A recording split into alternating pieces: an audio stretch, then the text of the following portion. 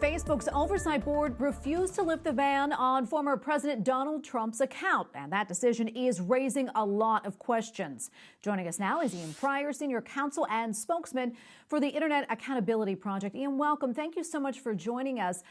First off, your reaction to the decision by Facebook's Oversight Board, and what do you think this signals when it comes to free speech? Well, it's not surprising, but it is appalling. We are looking at a very new era where these big tech behemoths, big tech robber barons actually, really control the way in which we're able to speak. So this isn't the 20th century where you go out and you speak on the town square or even on television or on the radio. Now people are doing their expression and exercising their right to express themselves on these social media platforms.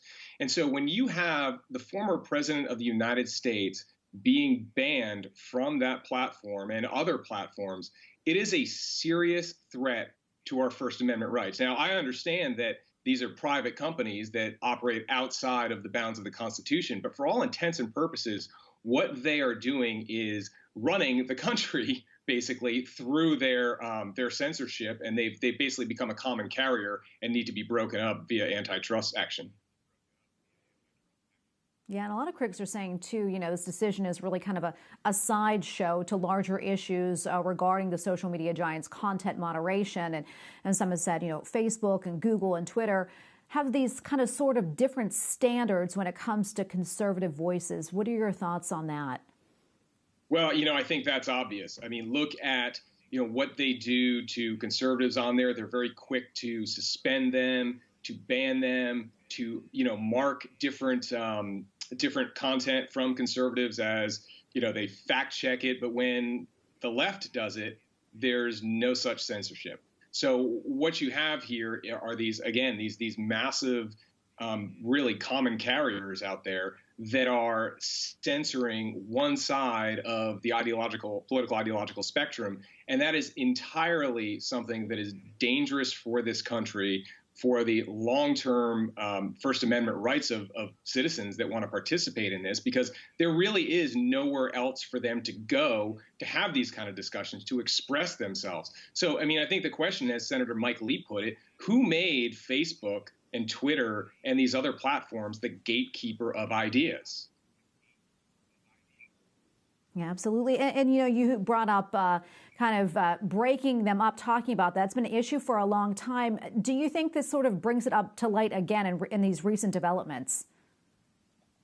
Well, I certainly think that this is, top news right now. You're seeing Democrats and Republicans really panning it, though for different reasons. This is a bipartisan issue in Washington, right? You have Congressman Ken Buck, Congressman David Cicilline working together on this issue. This is not something that is just a Republican versus Democrat thing. This is really important for the future of our country, where you have these big tech robber barons that are out there controlling what can be said in the public forum that was built here in America. And, if we don't do something about that soon, you're going to have really sort of an Orwellian situation where these companies get to call the shots on what is and what is not appropriate speech in America. And that is a far cry from where we should be. And we have probably less than a minute left, but I really want to ask you this question. I know that you used to work for President Trump's administration. How do you think this is going to impact him, if really at all? And also, what can you tell us about his plans to have a presence on social media? What do you know? Well, what I know is what I saw, and it's an interesting and creative way to do that, to basically create his own social media channel that allows people to push that stuff out by themselves on Facebook and Twitter. So I think there's going to be millions of people that do that because they are still following what he says. As far as, the future, I think that if anyone's going to be able to figure out how to get his message and his voice to the people into the social media ecosystem, it's President Trump. And I think that, what he announced the other day is a good start towards that. All right, Ian, we have to leave it right there. Thank you so much for your time today. Ian Pryor, Senior Counsel and Spokesman for the Internet Accountability Project. We appreciate it. Thanks so much. Thanks for having me.